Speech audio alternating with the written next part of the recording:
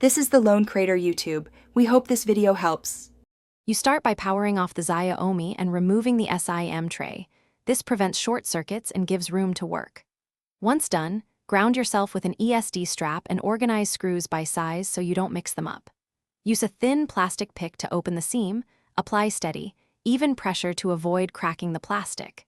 Make sure to note where each screw came from while you lift the back cover. This saves time when reassembling and prevents component stress. Once the back is off, remove the mid-frame or battery bracket to expose the volume flex cable. You want to visually inspect the ribbon for kinks, corrosion, or lifted pads. These cause intermittent response. Next, use a multimeter to test continuity across the flex and the button pads. If continuity fails, the flex is faulty. If connectors look dirty, clean gently with isopropyl alcohol and a soft brush, then retest to verify the issue is electrical, not mechanical. You now replace the damaged flex or button module, aligning pads carefully and using thin 3M adhesive to secure it. This prevents future delamination.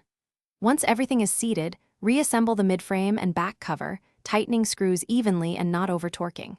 Power on and test volume controls in the OS.